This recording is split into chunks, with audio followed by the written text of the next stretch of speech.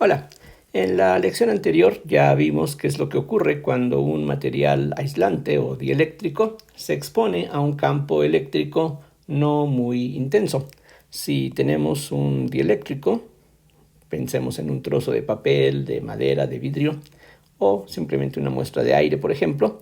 Entonces, cuando se expone a un campo eléctrico producido por cargas externas, este campo eléctrico produce dentro del material lo que se conoce como el fenómeno de la polarización.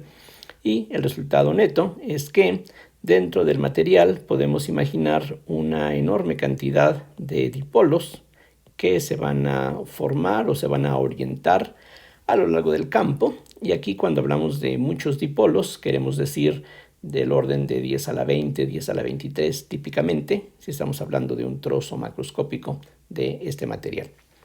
El concepto que aquí resulta de mucha utilidad es el campo vectorial de polarización, se llama exactamente igual que el fenómeno, y como ya se señaló, si tenemos un elemento de volumen de este material, un dB', digamos, entonces en este punto del espacio que se va a poder representar mediante un vector de posición R' respecto a algún origen que nosotros escojamos convenientemente, entonces el producto de P de R' por dB' queremos que, por definición, represente el momento dipolar eléctrico total de los dipolos que están contenidos dentro de esta región.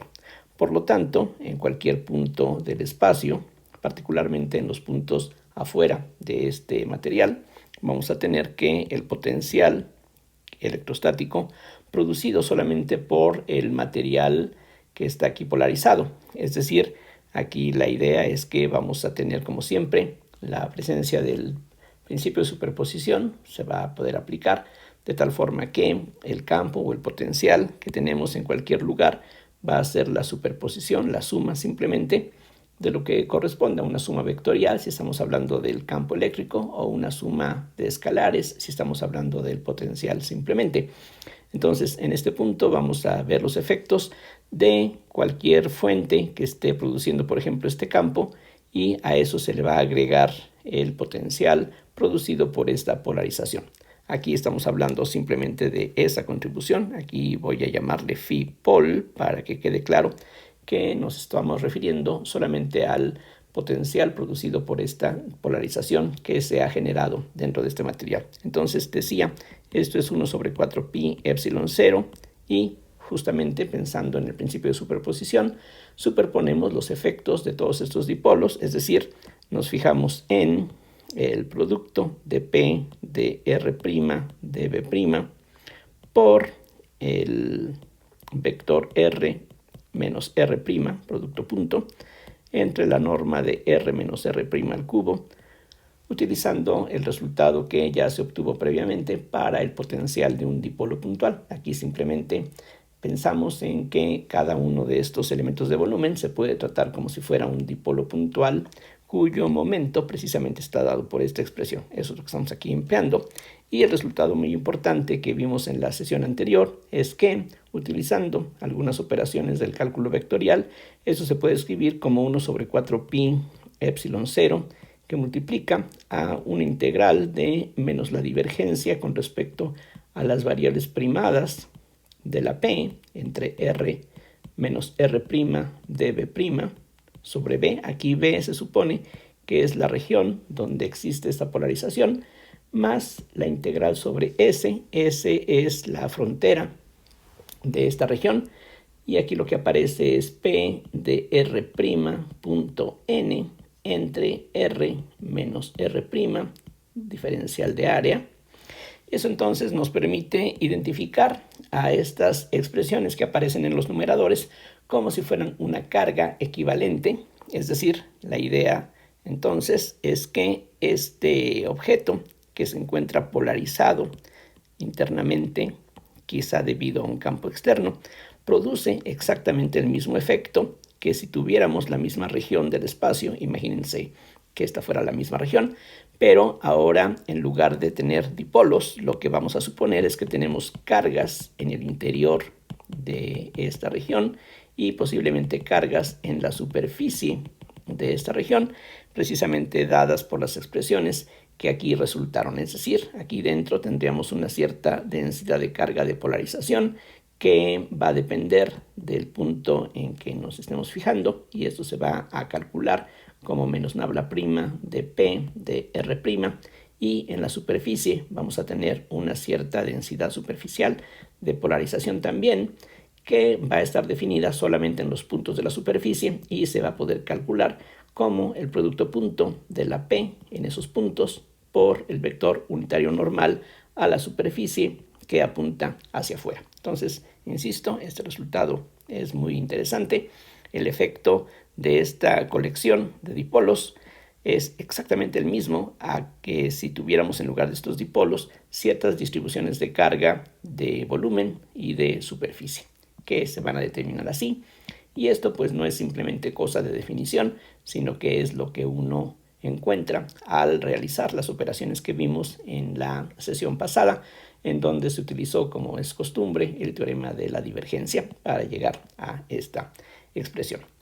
Esto, por ejemplo, significa que si, por poner un ejemplo sencillo y bastante común, si tenemos un cilindro, piensen en una cosa como esta, un cilindro donde la polarización, de alguna forma, es paralela al eje del cilindro, y vamos a suponer, por simplicidad, que fuera perfectamente uniforme. Entonces, esta enorme colección de dipolos puntuales va a tener exactamente el mismo efecto a que esta región geométrica tuviese simplemente una carga positiva en la tapa de arriba y una carga negativa en la tapa de abajo, dado que si este campo vectorial efectivamente es uniforme, su divergencia va a ser cero, y lo único que tendríamos sería en los puntos de la superficie una cierta densidad de carga positiva en la parte de arriba, donde P y N son paralelos, negativa en la parte de abajo, donde P y N son antiparalelos, cero en la superficie lateral, porque allí la P y la N son perpendiculares entre sí, y por lo tanto en cualquier punto exterior a esta distribución, el efecto de esta colección de dipolos es como si tuviéramos simplemente dos superficies de la misma forma, del mismo tamaño, cargadas una positivamente, otra negativamente, y pues eso en algunas ocasiones puede ser bastante útil para calcular el campo aprovechando resultados que quizá ya tenemos. Por ejemplo, ya conocemos el campo de un disco cargado uniformemente, así es de que eso se podría aprovechar en este caso para calcular el efecto que estos dipolos producen. Ahora, esta relación que aquí tenemos, como veremos enseguida, tiene una utilidad bastante grande, y eso nos va a llevar a una nueva versión de la ley de Gauss, que se conoce como la ley de Gauss para dieléctricos. Y la idea es la siguiente: ya sabemos que la divergencia del campo eléctrico es igual a la densidad de carga sobre epsilon 0, y aquí esta ρ que aparece en el lado derecho de esta ecuación, recuerden, esta es la ley de Gauss expresada en forma diferencial. Esta ρ, decía, es simplemente la densidad de carga que está produciendo este campo eléctrico. De hecho, uno podría calcular en principio la densidad de carga que produce un campo eléctrico dado, simplemente calculando la divergencia que aparece del lado izquierdo. Ahora, esta densidad de carga se puede separar en dos contribuciones. Esto se puede escribir como una densidad de carga que podemos llamar densidad de carga libre, y otra densidad que podemos llamar densidad de carga de polarización. Es decir, aquí recuerden, en toda esta expresión estamos viendo solamente los efectos de la polarización que se produce dentro de este material, pero hay otras cargas que pueden estar presentes en esta región o en otros puntos del espacio, y en cualquier lugar podemos sumar estos dos efectos para hallar la densidad de carga que efectivamente está produciendo el campo eléctrico. Es decir, aquí cuando hablo de que hay una equivalencia entre esta polarización y estas cargas, es eso justamente, que puedo olvidarme de los dipolos que están aquí generados quizá por este campo eléctrico, y en lugar de eso pensar como si tuviéramos efectivamente estas cargas. El efecto que van a producir es exactamente el mismo. Van a producir un campo eléctrico que es el mismo campo que producirían estos dipolos. Entonces, si estamos hablando en general, la divergencia de E, que se relaciona con la densidad de carga de esta manera, esta densidad se puede partir en una densidad de carga libre, que podríamos decir que es toda la densidad de carga que no es de polarización, más la densidad de carga de polarización. El llamarle densidad de carga libre también tiene un poquito de sentido en cuanto a que esta densidad de carga es la que nosotros podemos producir, por ejemplo, por frotamiento o por contacto, mientras que la densidad de carga de polarización es lo que también se llama en ocasiones densidad de carga ligada y que pues tiene un carácter un tanto diferente a la carga libre, pero en cuanto a efectos, cualquier carga produce el mismo campo que cualquier otra. Entonces, aquí, utilizando el resultado que veíamos en la parte superior, podemos partir esta expresión ahora como la densidad de carga libre sobre epsilon 0, y en lugar de la densidad de carga de polarización, podemos escribir menos divergencia de P sobre epsilon 0. Pueden notar que en la expresión que teníamos antes, todo estaba evaluado en las variables primadas. Sí, pero eso era importante cuando teníamos simultáneamente dos vectores de posición y era necesario hacer una clara distinción entre uno y otro. Aquí, en esta expresión, ya no tenemos que hablar de dos vectores de posición distintos, así es de que simplemente, si esta es la expresión para la densidad de polarización en el punto R', si ahora lo que quiero es la densidad de polarización en el punto R, pues todo lo que tengo que hacer es cambiar de nombre en la variable, y ahora en lugar de derivar con respecto a las coordenadas de R', habría que derivar con respecto a las coordenadas de R, que aquí ya está implícito, ya no escribimos en forma explícita al vector de posición, pero es simplemente una forma pues más compacta de escribir el mismo resultado. Entonces aquí lo que es bastante notorio es que de un lado aparece una divergencia y del otro lado también, entonces podemos simplemente reunirlos por conveniencia. Entonces esto equivale a decir que la divergencia de epsilon 0 por E más P es igual a la densidad de carga libre. Aquí epsilon 0, recordemos, es una constante, entonces no hay ningún problema si la metemos debajo de la divergencia. Entonces primero pasamos este denominador al lado izquierdo y después la divergencia de P la incluimos dentro de esta combinación, y esta es una relación bastante más conveniente, como veremos, porque del lado derecho solamente aparece aquella carga que justamente uno puede pues producir o transmitir directamente, a diferencia de la carga de polarización, que como decía, en ocasiones se llama carga ligada por esa razón, de que es una carga que está pues producida dentro del material, no tiene exactamente el mismo carácter, pero sí tiene un efecto similar. Entonces, de este resultado se ve que podemos definir, que conviene definir de hecho, un nuevo campo vectorial, que es lo que se llama el desplazamiento eléctrico. Entonces, aquí a esta combinación se le suele representar por la letra D mayúscula, y a eso se le llama el campo vectorial de desplazamiento eléctrico. Aquí nada más conviene agregar que esta definición es la apropiada para el sistema MKS o sistema internacional, y en cambio en el sistema CGS la definición de la D es algo diferente, lo cual suena un poquito extraño, es algo que no vemos, por ejemplo, en la mecánica, pero en este contexto, en la electricidad, en la electrodinámica, desafortunadamente tenemos diferentes expresiones, diferentes definiciones ligeramente, si estamos hablando de un sistema de unidades u otro. Entonces, esta es la definición que vamos a estar utilizando, y justamente esto que aquí hemos obtenido se conoce como la ley de Gauss para dieléctricos. Entonces, la divergencia de D es igual a la densidad de carga libre.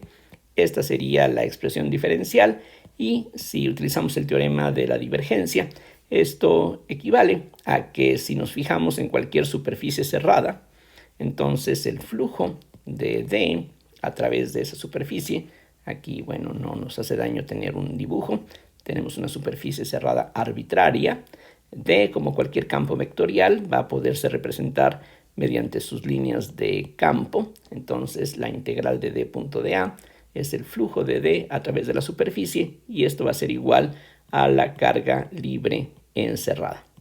Entonces es muy similar a la expresión que conocíamos para la ley de Gauss, excepto que aquí tenemos, dos diferencias importantes. Lo único que importa es la carga libre que esté encerrada dentro de esta superficie, y además aquí aparece la D, que no tiene un significado directo físico como el campo eléctrico o como la polarización, pero aquí pues simplemente esta combinación surge, como ya hemos visto, de una manera natural, y esa combinación pues es algo que conviene utilizar, como ya estaremos viendo en los ejemplos posteriores.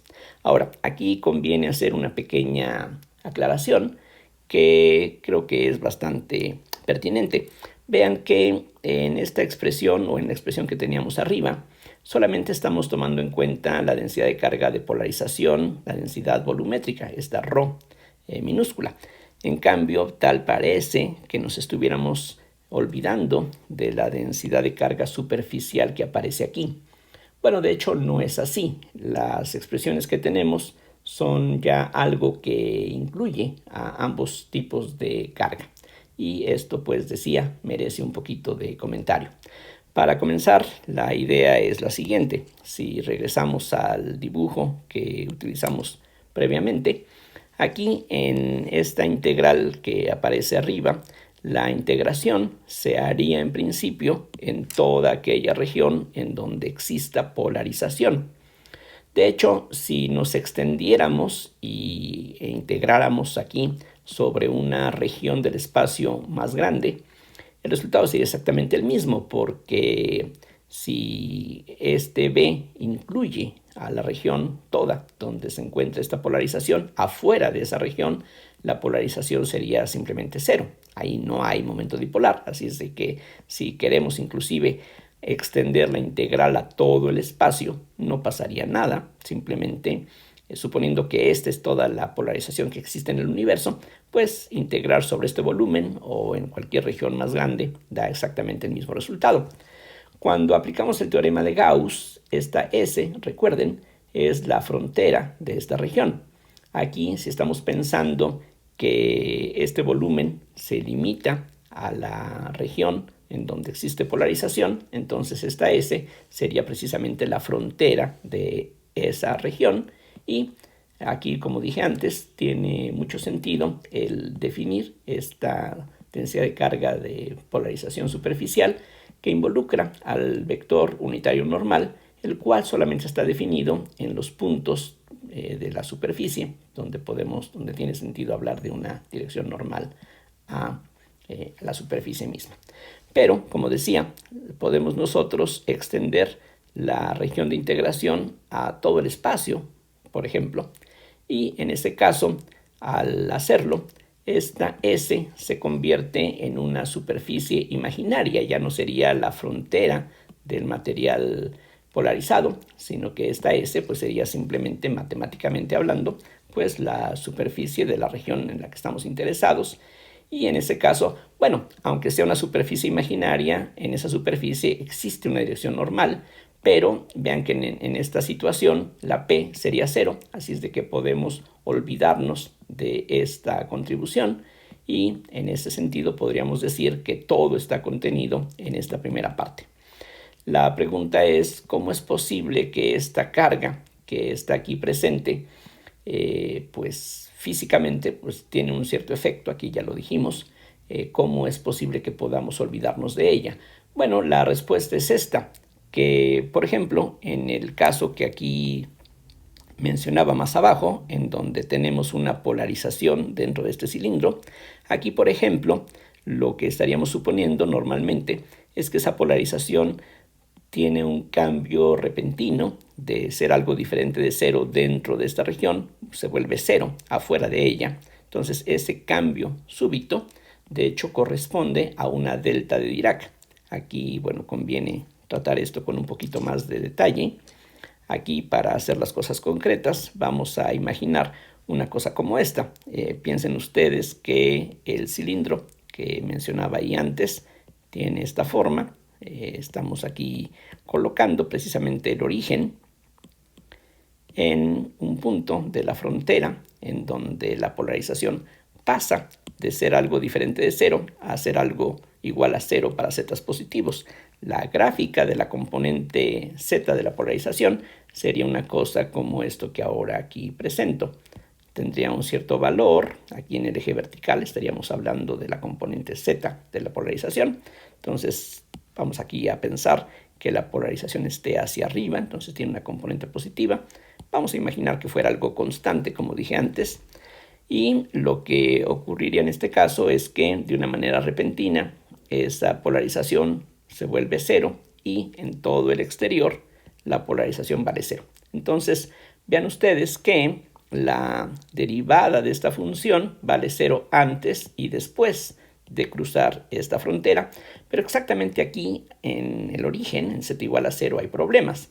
Si vamos pensando en un proceso de límite, es decir, si en lugar de tener una caída repentina, estamos pensando en una caída un poquito más, pues no tan violenta, una pendiente que no sea infinita, bueno, lo que tendríamos entonces sería, por ejemplo, una recta que no es vertical, sino que tiene alguna pendiente negativa, y precisamente ese signo negativo que tendría la derivada es lo que se va a compensar con el signo menos que aparece aquí arriba y va a corresponder a una cierta densidad de carga de polarización. Vean que la densidad ρ tiene que ver con las derivadas de la P, pero en este caso, en esta gráfica, la derivada es 0 para zetas negativos, 0 para zetas positivos porque son constantes, pero aquí justamente en z igual a 0 tenemos un salto infinitamente grande. Aquí podríamos pensar que la derivada es infinita porque la pendiente de la recta tangente es infinita. Entonces, efectivamente podríamos decir que en esta superficie hay una densidad de carga de polarización que es proporcional a una delta de Dirac, que estaría precisamente localizada, por así decirlo, en z igual a 0. Entonces, se entiende que sea una delta precisamente porque tendríamos carga en esta superficie, pero esa superficie idealmente tiene un grosor 0. Así es de que la densidad volumétrica sería infinitamente grande porque en un volumen 0 tendríamos cierta carga ahí depositada. Entonces, la idea es que si uno toma en cuenta en forma precisa lo que es la P, o sea, si incluimos el hecho de que podemos tener discontinuidades como la que aquí se muestra, entonces uno puede entender por qué realmente en las expresiones que tenemos previamente no necesitamos preocuparnos de esta contribución, digo a menos que queramos. Uno puede, como aquí hicimos, simplemente limitarnos a esta región y definir una densidad de carga de polarización dada de esta forma, pero en cambio en la expresión integral que aquí escribí no hay necesidad de que estemos recordando la existencia de esta densidad de carga superficial porque esa densidad ya está tomada en cuenta por el hecho de que aquí, por ejemplo, en casos como este, hay una caída abrupta de la polarización. Eso corresponde precisamente a una delta de Dirac que hace que tengamos una densidad de carga volumétrica que es infinita y que tiene que ver con que la carga está simplemente localizada en una superficie de grosor 0 y por lo tanto esas expresiones tienen validez pues completa, sin límite en cualquier región, independientemente de que estemos hablando de la frontera del dieléctrico o no. Simplemente esto es válido en forma absolutamente general. Entonces aquí pues conviene darse cuenta de cuáles son las definiciones generales. Esto es una definición general, esto viene simplemente de estar reconociendo que la existencia de polarización equivale a esta carga que produce el mismo efecto y de ahí es que llegamos a esta expresión. El problema que surge ahora es cómo determinar la polarización. En pocos casos la polarización es algo dado, es algo fijo. En la mayoría de los casos la polarización es algo transitorio. ¿De qué estoy hablando? Bueno, si regresamos al diagrama que teníamos en un principio, mencionaba que lo que frecuentemente ocurre es que cuando tenemos un material aislante que se expone a un campo eléctrico, eso hace que las moléculas, los átomos de este material se deformen y se conviertan en dipolos microscópicos o en casos como el agua, los dipolos ya existen. En el caso del agua, como veremos un poquito más detalle más adelante, cada molécula ya se comporta como un dipolo prácticamente puntual, y lo que hace el campo eléctrico externo es alinear esos dipolos, pero el fenómeno final es el mismo, es decir, la presencia de este campo eléctrico hace que tengamos los dipolos aquí alineados con el campo externo que lo está produciendo. Por lo menos esto ocurre en materiales amorfos, materiales que no tengan alguna estructura, por ejemplo, cristalina, sino que si tenemos un material en donde no hay ninguna dirección privilegiada, entonces lo que podemos esperar es que la polarización esté en la misma dirección del campo eléctrico que la está produciendo. Si quitamos ese campo eléctrico, lo que va a ocurrir es que las moléculas, los átomos regresan a su forma original, ya no habría entonces ninguna dirección específica a lo largo de la cual estos dipolos se formen o se alineen, y entonces a eso me refiero cuando menciono que lo que frecuentemente ocurre es que la polarización es un fenómeno transitorio. Tenemos un campo eléctrico, la polarización aparece, quitamos el campo eléctrico y en la mayoría de los casos la polarización desaparece. Así es de que esta polarización de alguna manera va a depender del campo eléctrico, y como decía, por lo menos para materiales amorfos, lo que podemos esperar es que la polarización sea colineal con el campo eléctrico que la está produciendo.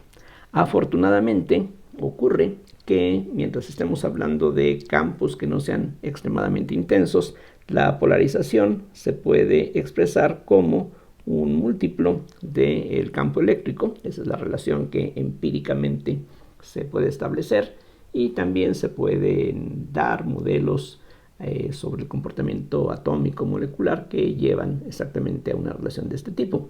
Pero aquí vamos a suponer que esta relación, por ejemplo, se obtiene de forma experimental, y lo que se conoce es pues que para campos que no sean extremadamente intensos, y lo que significa intenso o no intenso pues depende de qué material estemos hablando. Ahorita vamos a hablar un poquito más al respecto, pero afortunadamente decía, la polarización se puede representar en muchísimas situaciones como algo directamente proporcional al campo eléctrico. Esta G que aparece aquí es lo que se llama la susceptibilidad eléctrica,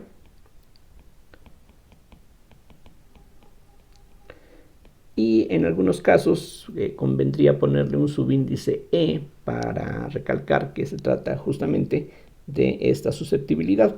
Más adelante, cuando se trate acerca de la magnetización, que es el fenómeno análogo a la polarización, hay que introducir una susceptibilidad magnética. Entonces ahí se hace necesaria la distinción clara entre una susceptibilidad y la otra. Entonces esta cantidad tiene un valor que depende del material, es decir, no todos son igualmente susceptibles, no todas las moléculas se van a deformar por igual.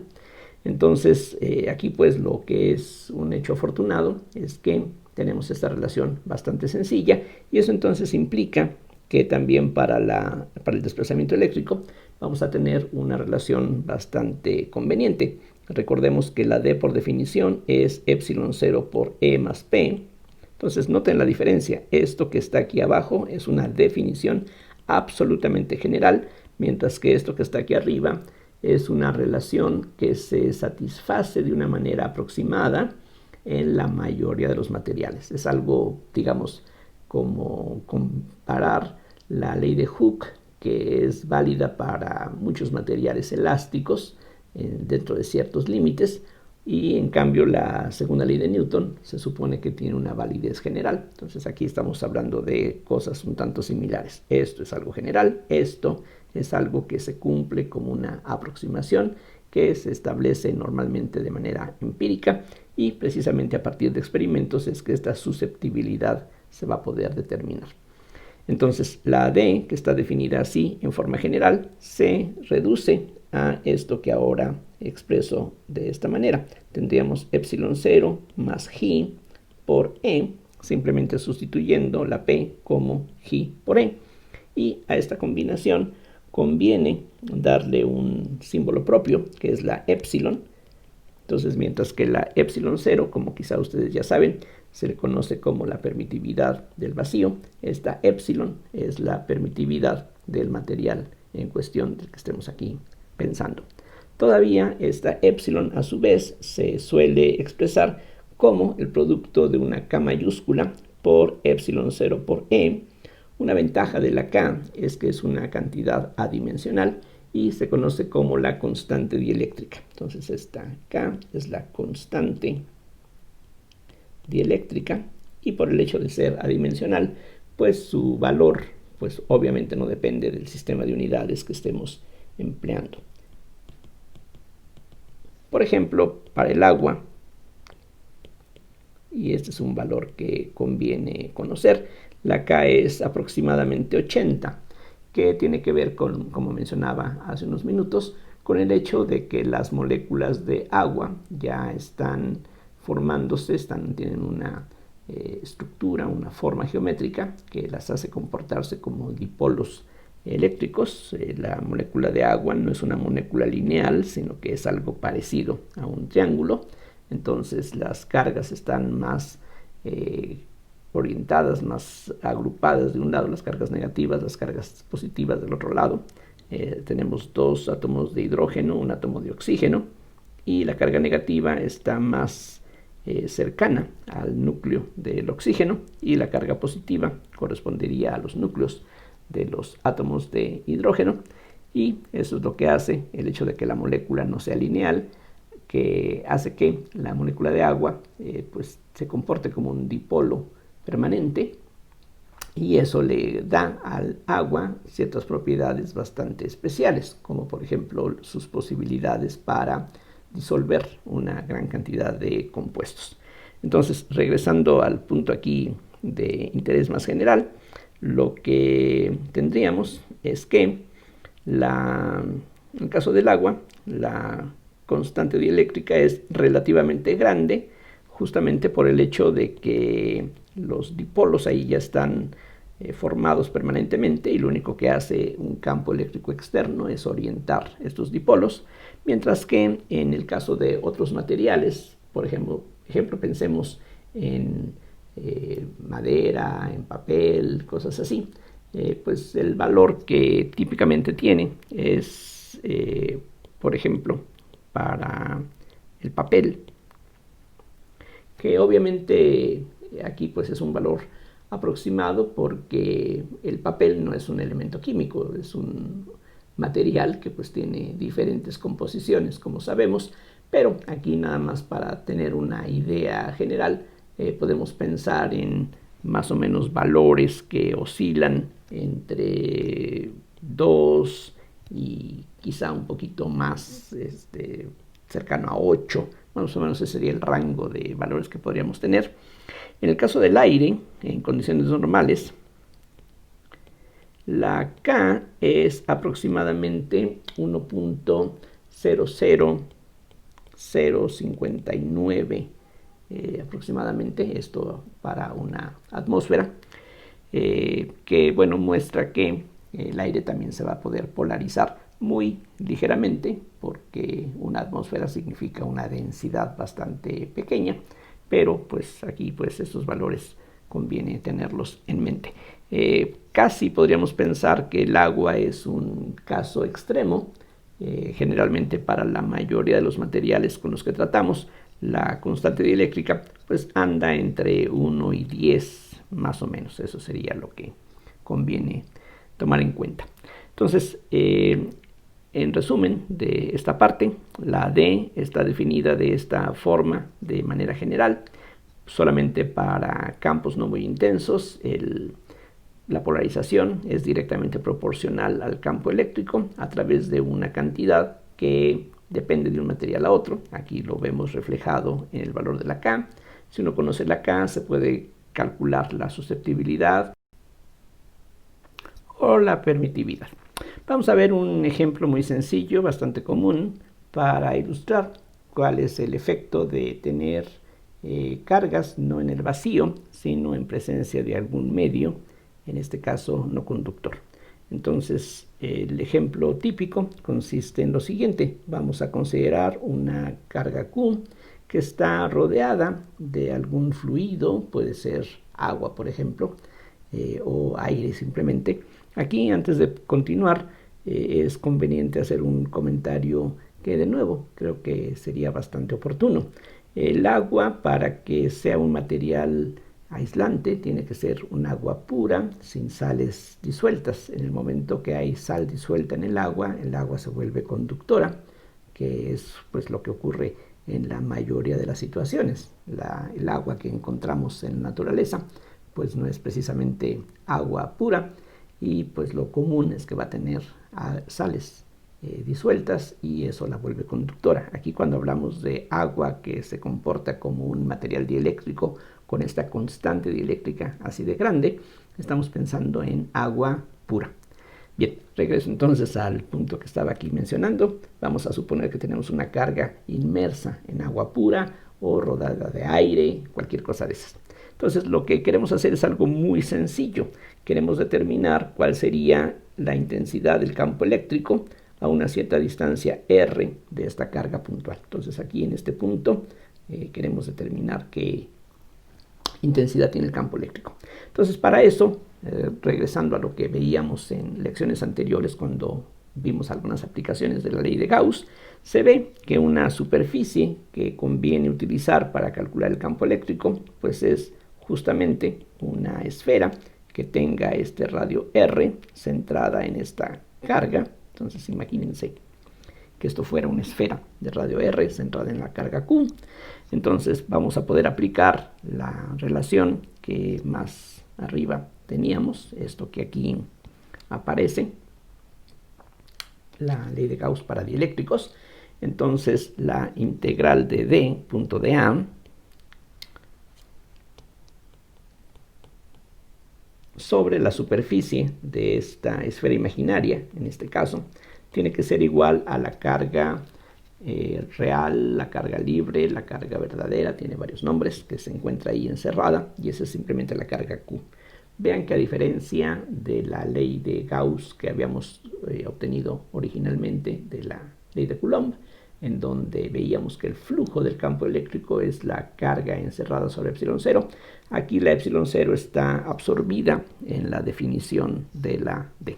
Entonces, aquí, por simetría, lo que esperamos es que la D sea lo mismo en todos los puntos de esta superficie, va a tener la misma intensidad, y además, por simetría, D y DA van a ser colineales, así es que, como es costumbre, esto se va a poder reducir al producto de la magnitud de D en los puntos de esta superficie por el área de esta esfera, que es 4pi r cuadrada. Entonces, eso tiene que ser igual a la carga Q que está ahí encerrada. Aquí no estoy indicando, pero todo esto está relleno, recuerden, de un fluido dieléctrico. Aquí podemos imaginar trillones de moléculas que van a polarizarse. Esa polarización, otra vez, equivale a cierta carga de polarización que va a producir un efecto, pero justamente aquí no tenemos que preocuparnos de eso. Todo va a estar contenido en el valor de la constante dieléctrica correspondiente. Entonces, la D, de aquí se puede obtener de inmediato, sería Q sobre 4pi r cuadrada, pero recordando que la D es igual a epsilon por E, entonces esto en magnitud simplemente equivale a epsilon por E. Así es de que la E, que es finalmente la cantidad físicamente más relevante, entre otras cosas, por lo que hemos visto hasta ahorita, esta E nos permite calcular la fuerza sobre una carga de prueba que colocáramos en el punto de interés. Entonces, la E sería 1 sobre 4pi epsilon por Q sobre R cuadrada, que es algo muy similar a lo que se tiene directamente de la ley de Coulomb, solo que ahora, en lugar de la permitividad del vacío, aparece la permitividad del medio, que va a estar, pues en este caso, haciendo la diferencia. Y si ponemos todo esto en términos de la constante dieléctrica, esto se puede escribir como 1 sobre K por 1 sobre 4pi epsilon 0 por Q sobre R cuadrada. Es decir, el valor que conocíamos, que teníamos previamente para el caso de vacío, va a estar disminuido por el valor de la K. Aquí simplemente recalco que la K va a ser siempre mayor o igual que 1, es igual a 1 para el caso de vacío, pero incluso para el aire, con una atmósfera de presión, tiene un valor pues que no es exactamente la unidad, siempre va a ser algo mayor que la unidad. En el caso extremo, digamos del agua, esta K es cercana al valor de 80, entonces eso quiere decir que hay una enorme diferencia entre tener esta carga en el vacío o tenerla rodeada de agua pura, porque el campo eléctrico va a reducirse por un factor de 80 en ese caso extremo, pero en otros casos, papel, vidrio, etcétera, pues el factor de atenuación no sería algo tan grande como lo que tendríamos en el caso del agua. Entonces, este ejemplo más o menos ilustra lo que regularmente ocurre, digamos como una regla no absolutamente general, pero algo que se presenta frecuentemente es eso, que cuando tenemos dieléctricos presentes, lo que suele suceder es algo similar a lo que aquí tenemos. El campo eléctrico se ve atenuado por un factor igual a la constante dieléctrica del medio que estamos agregando. En la siguiente lección vamos a ver ejemplos acerca de la solución de problemas con valores en la frontera, algo similar a lo que estuvimos viendo recientemente, con la diferencia de que en los ejemplos que tratamos antes habíamos hablado de materiales conductores sobre los cuales se inducía carga. Aquí la situación va a ser un tanto similar, en el sentido de que vamos a suponer que tenemos un medio material que se va a polarizar y lo que nos interesa es determinar cuál es el campo en todos lados. La complicación viene de que por tratarse de cuerpos que no son conductores, ahora el campo puede ser diferente de cero dentro de ese material. Para poder tratar esa clase de problemas, lo que necesitamos ahora es determinar cuáles son las condiciones de frontera que los campos tienen que satisfacer. Algo que va a seguir siendo válido igual que antes es que en la mayoría de los casos el potencial tiene que ser una función continua y otra vez es muy fácil entender por qué tiene que ser así. Es decir, si tenemos la frontera entre dos medios distintos, por ejemplo, piensen ustedes que de un lado tenemos el vacío y del otro lado tenemos aire, o tenemos aire y agua, o cualquier combinación de materiales aislantes. Entonces, cuando cruzamos la superficie que divide los dos medios, pensando que esa superficie es tal como la entendemos en matemáticas, como algo de grosor cero, entonces normalmente el trabajo que nos cuesta ir de un lado para otro, una distancia cero estrictamente, pues va a ser cero también. Por lo tanto, no habría diferencia de potencial entre un lado y otro, y eso quiere decir que el potencial tiene que ser continuo cuando atravesamos la frontera entre dos medios dieléctricos. La pregunta es, ¿qué pasa con los campos eléctrico y el campo de desplazamiento eléctrico? Bueno, para eso lo que necesitamos es utilizar las ecuaciones que ya se conoce que tienen que satisfacerse. Por ejemplo, ya sabemos que el rotacional de E es 0. Esto no deja de ser válido a pesar de que tengamos presentes estos materiales polarizados. La idea es que esta relación, si revisan lo que vimos en la primera lección, esto viene básicamente de la ley de Coulomb y el hecho de que el campo eléctrico sea derivable de un potencial. El campo eléctrico, aún en estas situaciones, va a ser igual a menos el gradiente del potencial.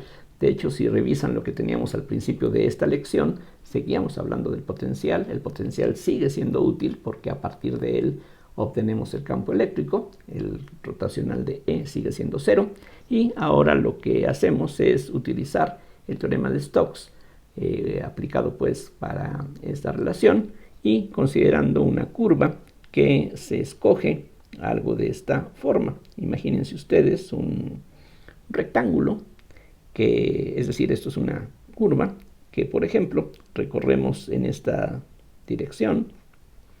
Y lo que dice el teorema de Stokes es que si esta curva le llamamos C, la integral de E punto de L o de E punto de S, como quiera que expresemos una integral de línea, eso, de acuerdo con el teorema de Stokes, que más adelante vamos a tener la oportunidad de utilizar con más frecuencia, esto es igual a la integral sobre S del rotacional de E punto de A donde esta S es absolutamente cualquier superficie que tenga como borde a esta curva C.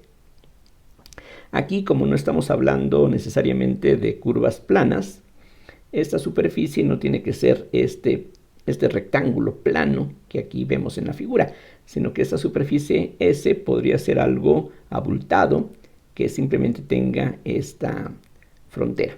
Entonces, bueno, no importa en este caso cuál sea la superficie, porque de cualquier manera el rotacional de E vale 0, así es de que esto es igual a 0. De hecho, habría una forma más sencilla sin tener que utilizar el teorema de Stokes. Si lo quieren ver de una manera más elemental, lo que se puede utilizar es el hecho de que el campo eléctrico, como decía, es menos el gradiente del potencial, y en ese caso, si la E se sustituye por menos el gradiente de phi, entonces menos el gradiente de phi punto de L no es otra cosa más que menos la diferencial total de phi, y en esos casos una integral de línea de una diferencial exacta o de un campo gradiente simplemente equivale a la diferencia de valores de la función, en este caso esta phi, entre los puntos inicial y final, pero aquí el punto inicial y final es exactamente el mismo punto, así es de que esta integral vale 0. Podríamos no utilizar este otro lado de la igualdad, sino que de una manera quizá más elemental uno puede darse cuenta de que esta integral tiene que ser 0. Esta integral físicamente nos daría algo así como la diferencia de potencial entre el punto inicial y el punto final. Sí, pero como son el mismo, no hay ninguna diferencia de potencial y por eso esto tiene que ser 0. Entonces, por cualquier lado llegamos a esa conclusión. Ahora, el truco que regularmente se aplica es comenzar por hacer cada vez más pequeño este lado que sirve para atravesar de un medio al otro. Entonces, aquí tenemos dos medios distintos que podemos etiquetar 1 y 2. Como decía, de un lado podemos tener vacío, del otro lado podemos tener aire o agua y aire o agua y vidrio, en fin, cualquier combinación de materiales no conductores. Y entonces, a medida que vamos haciendo más corto este lado que nos lleva de un medio al otro, esa contribución a la integral va tendiendo a 0 y lo único que nos va a quedar es la contribución sobre estos lados más largos. El hecho de que la integral total valga 0 y que la integración sobre estos tramos sea despreciable, quiere decir que estas dos contribuciones tienen que cancelarse. Pero como vamos en sentidos contrarios, eso simplemente lo que dice es que la componente eléctrica en la dirección tangencial a la superficie tiene que ser continua. Aquí se puede recordar que en esta integral lo que estamos integrando precisamente es este producto punto que nos da la componente de E en la dirección de L, de dl. Como aquí dl es paralelo a la superficie, lo único que va a intervenir en este producto punto es la componente de E tangente a la superficie, y lo que hace que todo esto sea 0 es que esas componentes tangenciales de un lado y otro tengan la misma magnitud. La cancelación viene por el sentido contrario en el que estamos recorriendo estos lados de un lado y del otro. Entonces, la conclusión, puesto en palabras, de esta relación es que la componente tangencial de E a la frontera entre los dos medios dieléctricos debe ser continua. Y eso, repito, en la siguiente lección vamos a ver cómo se puede aplicar para la solución de problemas con valores en la frontera. Algo similar ahora podemos hacer, de nuevo aquí pensando en los medios 1 y 2, pero ahora vamos a ver qué condiciones tiene que satisfacer el campo D del desplazamiento eléctrico, y para eso lo que ocupamos es que la divergencia de D, que es lo único que conocemos acerca de la D, tiene que ser igual a la densidad de carga libre. Ahora, en este caso, lo que necesitamos tomar es esto que tradicionalmente en los libros de texto se llama una caja de píldoras, es decir, ya no nos fijamos en una curva, sino en una caja que tenga una tapa paralela a la superficie de un lado, la otra tapa paralela también a la superficie del otro lado, y en algún momento vamos a suponer que el grosor de esta caja tiende a 0 para que el flujo a través de los lados desaparezca. Aquí entonces utilizamos no exactamente esta expresión, sino su equivalente, la forma integral, que nos dice que la integral sobre una superficie cerrada de d punto de A tiene que ser igual a la carga libre encerrada en esa superficie. Y aquí la superficie es precisamente la superficie de esta caja de píldoras. La integral a los lados, decía, la hacemos tender a 0, simplemente aplastando cada vez más esta caja, dejando una tapa de un lado, otra tapa del otro. Y lo que regularmente ocurre es que en la frontera entre los dos medios no hay carga libre. Lo que regularmente pasa es que puede aparecer carga de polarización en la frontera, eso ya lo veíamos arriba. Entonces, la situación más común es que esto sea 0, no haya carga dentro de esta caja, y en este caso, en lugar de referirnos a la componente tangencial, aquí lo que va a ser relevante, lo único que va a contribuir es la componente normal a la superficie. Recuerden, este dA es un vector normal hacia afuera de la región encerrada por S. Entonces, el hecho de que esto sea 0 simplemente va a significar que esas componentes normales van a ser iguales. Si sí existe casualmente una densidad de carga libre aquí en la superficie que divide estos dos medios, bueno, en ese caso no hay ningún problema, porque del lado izquierdo lo que nos va a quedar es esencialmente el área de esta región. Aquí, vean, si esta caja es muy pequeña, la D no va a variar mucho de un punto a otro. De hecho, lo que nos interesa no es tanto la D, sino nada más la componente normal de D. Bueno, si esta caja es muy pequeña, esa componente no va a cambiar mucho, la podemos sacar de la integral, pensando que es casi una constante. Lo que nos va a quedar de cada lado es el valor de la componente normal de D, de un lado y del otro, multiplicado por el área de la tapa. Si esa área la pasamos dividiendo, entonces carga sobre área nos da la densidad de carga sigma. Entonces, el resultado de todo esto es que la componente de la D del lado 2 normal a la superficie menos la componente del lado 1 normal a la superficie va a ser igual a la densidad de carga libre que existe en la frontera entre los dos medios. Aquí, recuerden, tiene sentido hablar de una densidad de carga superficial porque estamos precisamente pensando en una superficie que está dividiendo estos dos medios.